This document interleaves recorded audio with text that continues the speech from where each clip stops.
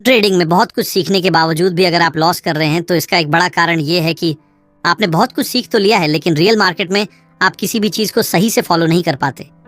जब आप real market में ट्रेडिंग करते हैं तो आप कंफ्यूज रहते हैं कि कौन से रूल को कब फॉलो करना चाहिए।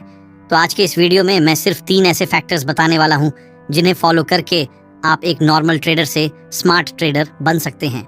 इनमें से एक फैक्टर तो इतना इंपॉर्टेंट है कि इसे फॉलो किए बिना आप कभी भी प्रॉफिटेबल ट्रेडर नहीं बन सकते, और जितने भी बड़े ट्रेडर्स हैं वे इस रूल को जरूर फॉलो करते हैं।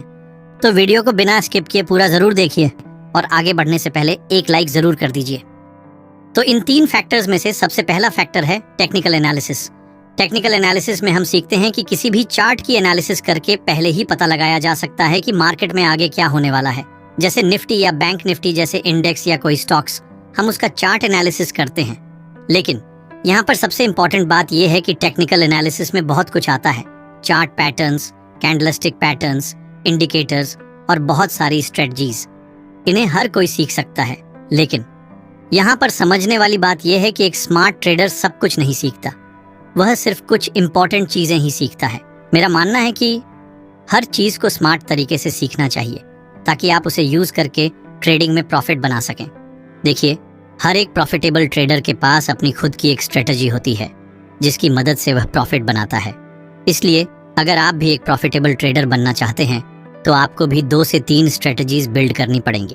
अब आप अपनी स्ट्रेटजी खुद से बना सकते हैं। ये पूरी तरह आप पर डिपेंड करता है कि आप अपनी स्ट्रेटजी किस तरह बनाते हैं। कोई चार्ट पैटर्न या कैंडलस्टिक पैटर्न को मिलाकर या किसी इंडिकेटर को मिलाकर।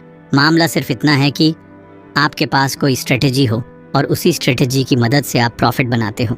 और ये तभी हो सकता है जब आप एक स्मार्ट ट्रेडर की तरह सोचेंगे, क्योंकि नॉर्मल ट्रेडर बहुत सारी स्ट्रेटजीज के पीछे भागते हैं लेकिन किसी एक स्ट्रेटजी को गहराई से सीखने पर ध्यान नहीं देते, जिसकी वजह से वे हमेशा कंफ्यूज रहते हैं और उन्हें लॉस का सामना करना पड़ता है।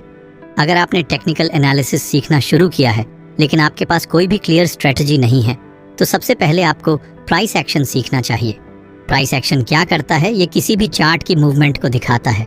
ये हमें डिमांड और सप्लाई के बारे में बताता है, यानी कहाँ पर बायर्स ज्यादा हैं और कहाँ पर सेलर्स ज्यादा हैं, जिससे मार्केट में बाइंग या सेलिंग आ सकती है।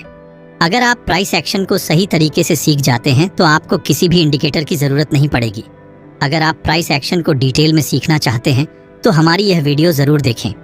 अब जब आप टेक्निकल एनालिसिस सीख जाते हैं तो सेकंड नंबर पर जो चीज स्मार्ट ट्रेडर्स यूज करते हैं वो है रिस्क मैनेजमेंट। देखिए, ट्रेडिंग में स्ट्रेटजी सिर्फ 20% इंपॉर्टेंट होती है, लेकिन 40% इंपॉर्टेंस रिस्क मैनेजमेंट की होती है। आइए इसे एक एग्जाम्पल से समझते हैं। जैसे देखिए, यहाँ इस लेवल को सपोर्ट मानकर जैसे ही हैमर कैंडल की फॉर्मेशन होती है, इसको देखते हुए 2 टाइप के ट्रेडर ट्रेड में अपना एंट्री बनाते हैं। पहला ट्रेडर ए जो रिस्क मैनेजमेंट के नियम को फॉलो करता है, दूसरा ट्रेडर बी जो रिस्क मैनेजमेंट के नियम को फॉलो नहीं करता है। यहाँ पर दोनों ट्रेडर के पास समान कैपिटल है, 20,000 रुपए।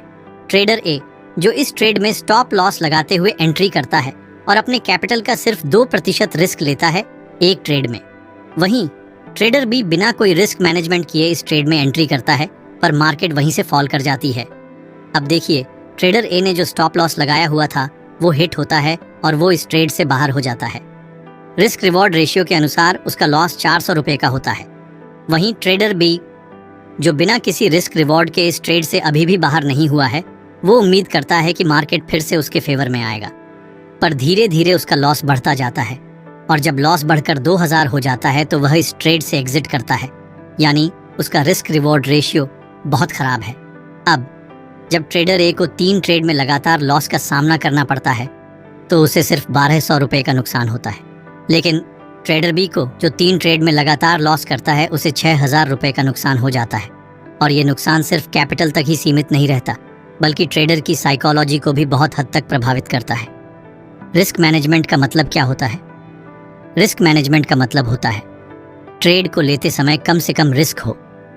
अब इसे एक और सिंपल उदाहरण से समझते हैं।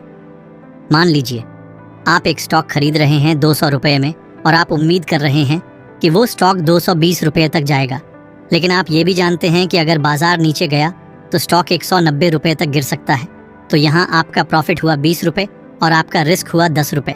इस ट्रेड का रिस्क टू रिवॉर्ड रेशियो होगा 1:2। यानी आप 1 रुपये का रिस्क ले रहे हैं 2 रुपये प्रॉफिट के लिए। सामान्यतया ट्रेडर्स को ऐसा रिस्क रिवॉर्ड रेशियो फॉलो करना चाहिए जो कम से कम 1:2 हो। अगर आप हर ट्रेड में 1:2 या 1:3 का रिस्क रिवॉर्ड रेशियो फॉलो करते हैं तो अगर आपके कुछ ट्रेड्स गलत भी हो जाएं तब भी कुल मिलाकर आप प्रॉफिट में ही रहेंगे।